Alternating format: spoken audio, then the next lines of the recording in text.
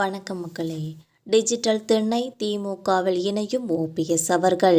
கேட்ட பதவி ஸ்டாலின் அவர்களுக்கு கிடைத்த ஒரு ஷாக்கான தகவலை பற்றி தான் இந்த வீடியோவில் விரிவான ஒரு தொகுப்பாக பார்க்கலாம் வாங்க. வைஃபை ஆன் செய்ததுமே அரசியல் பொங்கல் ஜெகஜோதியாக இருக்கும் போல என்றபடியே டைப் செய்ய தொடங்கியது வாட்ஸ்அப் என்பது குறிப்பிடத்தக்கது. என்னப்பா புதுசாக அரசியல் பொங்கல்னு சொல்கிறீங்க? எலெக்ஷன் காலமாச்சு, நடக்கிற ஒவ்வொரு சம்பவங்களும் அப்படித்தானையா இருக்குது. திமுகவுக்கு தாவும் வைத்தி வெள்ளமண்டின்னு எழுதியிருந்தோம் இல்லையா? அதில் பெரிய ட்விஸ்டான தகவல் இருக்குயா? என்னையா அமர்க்களமாக ஆரம்பிக்கிறீங்கன்னு சொல்லி கேட்டதற்கு, ஆமையா வைத்தியலிங்கமும் வெள்ளமண்டி நடராஜனும் திமுகவில் செய்கிறதுக்காக பேச்சுவார்த்தை நடத்திக்கிட்டு இருக்கிற நேரத்தில் ஓபிஎஸ் பற்றியும் தான் பரபரப்பான தகவல் வந்திருக்கு. ஓபிஎஸ் அவர்கள் தன்னோட ஆதரவாளர்களுடன் சென்னையில் டிசம்பர் 24 ஆலோசனை நடத்தினாங்க இல்லையா? அந்த கூட்டத்தில் எடப்பாடி பழனிசாமின்னு பேரை சொல்லவே வெக்கமாக இருக்கு என்றெல்லாம் ஏகத்துக்கும் ஆவேசப்பட்டிருந்தாங்க ஓபிஎஸ் அவர்கள். வைத்தியலிங்கமும் எடப்பாடியை கடுமையாக விமர்சிச்சிருந்தாங்க. இந்த கூட்டம் முடிஞ்ச கையோட தமக்கு நெருக்கமானவர்களிடம் ஓபிஎஸ் அவர்கள் பேசும் டோனே வித்தியாசமாகி விட்டதாம். நம்ம கலைஞர் சிஎம்மாக இருந்தப்ப அசம்பிளியில் ஒரு நாள் எங்கிட்ட துரைமுகன் அவர்கள் தனியாக வந்து பேசினாங்க.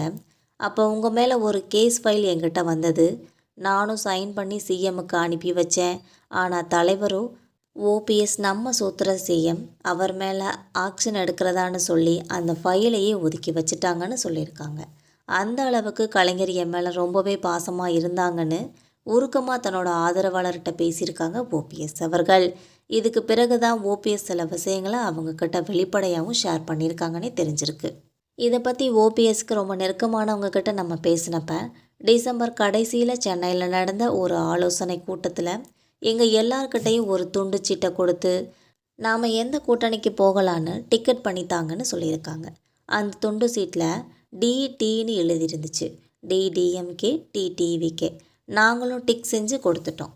அதில் பெரும்பாலானவங்க விஜய் தாவேகாவுடன் கூட்டணி வைக்கலான்னு சொல்லியிருக்காங்க. ஆனால் அண்ணனுக்கோ வைத்தியலிங்கம் போன்றவருக்கோ விஜய் கூட கூட்டணி சேர்றதுக்கு விருப்பம் இல்லைன்னு பின்னாடி தான் தெரிஞ்சுக்கிட்டோம்.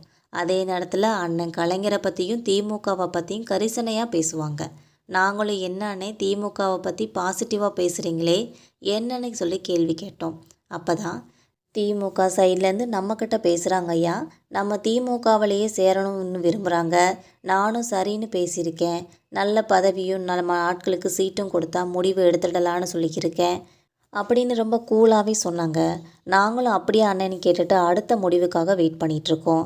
திமுக பக்கம் விசாரித்தப்ப ஆமாங்க சார், ஓபிஎஸ் கிட்ட பேசிக்கிட்டு தான் இருக்கிறாரு. எங்களை பொறுத்த வரைக்கும் விஜய் தாவேகா சைடு ட்ரெண்ட் ஆகிடக்கூடாதுன்னு சில மூவ் செஞ்சுக்கிட்டு இருக்கோம். அதனால் ஓபிஎஸ் கிட்டையும் பேசுகிறோம். ஓபிஎஸும் திமுகவில் இணையிறதுக்கு ஓகேன்னு சொல்லியிருக்காங்கன்னு சொல்கிறாங்க.